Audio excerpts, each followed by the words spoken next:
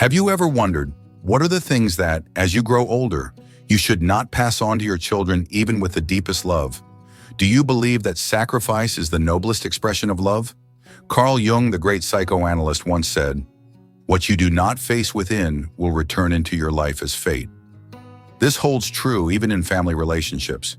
You may think that being constantly available, giving endlessly, and always protecting your children is the right thing to do. But if you look deeply into the unconscious, you might realize it is not always an enlightened form of love. Sometimes it is the shadow, the unacknowledged part of yourself.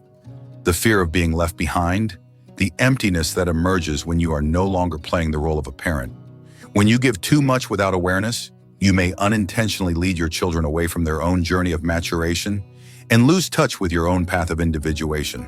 In this video, we will explore 8 things you should not give to your children after the age of 70, not out of selfishness, but as a way to preserve your own integrity, dignity, and inner depth. If you long to live an old age that is not only peaceful, but also meaningful and awakened, if you want your children to grow up without you having to carry their lives for them, then stay with me until the end of this journey.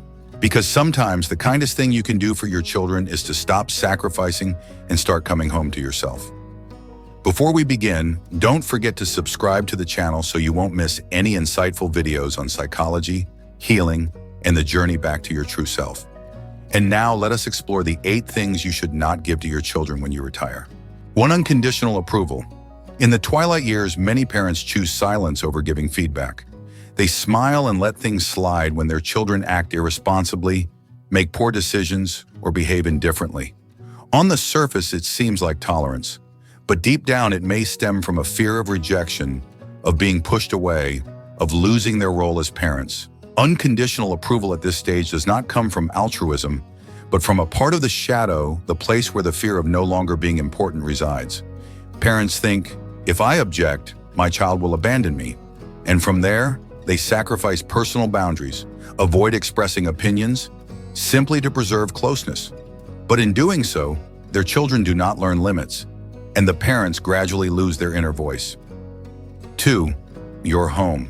The house built and nurtured by the parents over a lifetime is not just a physical shelter, but a profound symbol of stability, identity, and the feeling of being oneself.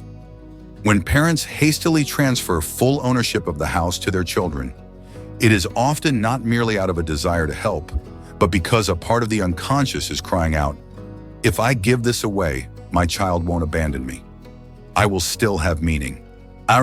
This is an exchange of power for belonging, a deep human need when facing old age. Yet this very act unintentionally creates insecurity, loss of control, loss of private space, loss of choice, and when expectations are unmet, quiet resentment begins to bloom. 3. The answers to all of your child's problems. Many elderly parents see solving things as a way to maintain a role in their child's life. Every time the child struggles, the parent rushes to offer advice, send money, make connections, as if by reflex. But behind that action may lie a piece of the persona, the psychological mask they have worn all their life. The strong father, the supportive mother, always there to help their child back on their feet. When the child no longer needs them, they panic. Who am I if I can no longer help my child? The shadow of helplessness and emptiness rises each time their child doesn't come to them. So they step in not necessarily for the child's sake, but to soothe the fear within themselves. 4. Your personal identity. When a lifetime is defined by the role of so-and-so's mother or so-and-so's father, many people feel empty once their children have grown up. No one calls them by their given name anymore. No one is interested in their hobbies, passions, or dreams.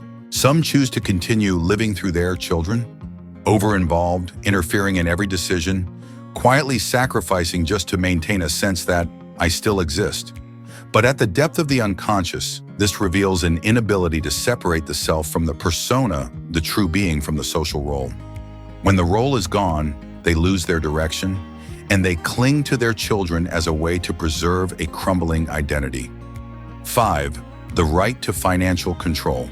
Finances are one of the primary expressions of power, decision-making capacity, and autonomy.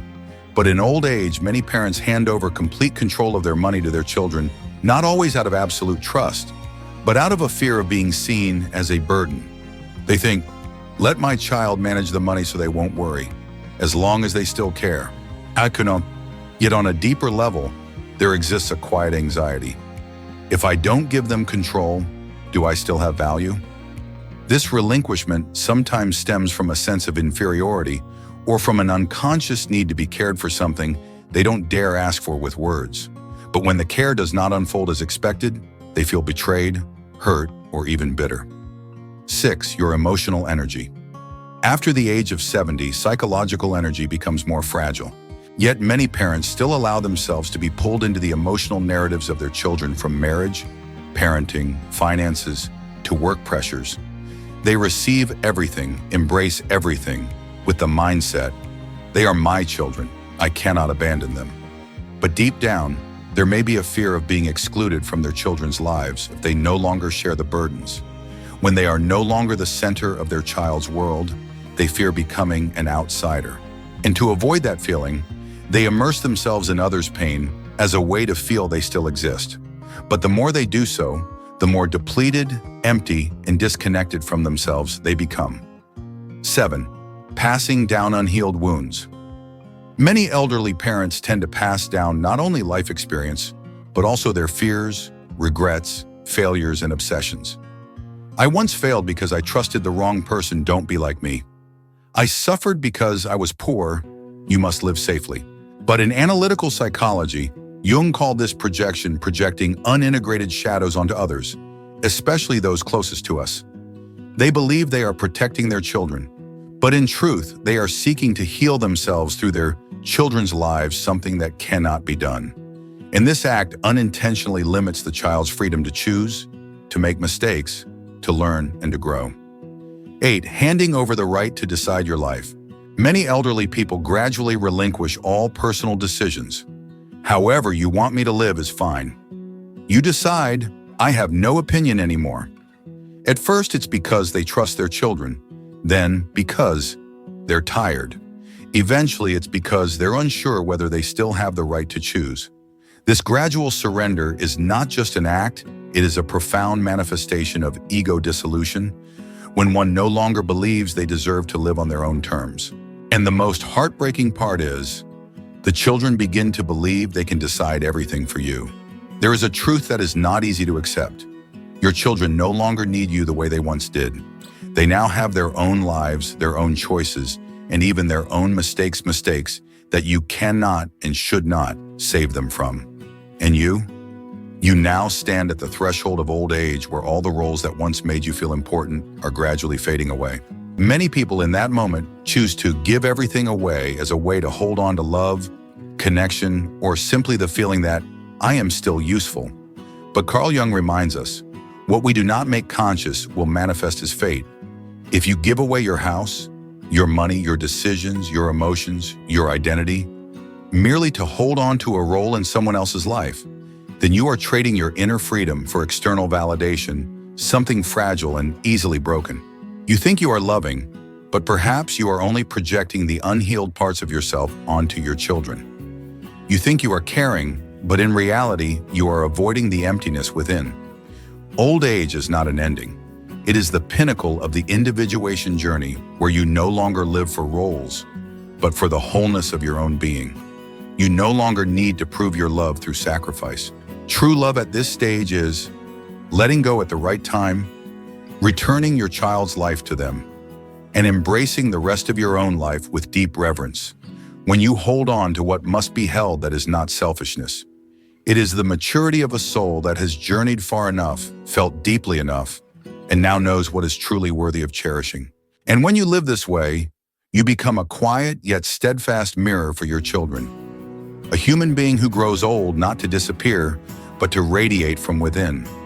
A father, a mother, and also a whole soul. Thank you for staying with me until the very end of this journey. If what you've just heard left you silent or stirred something within you to reflect upon yourself, then this is not the end.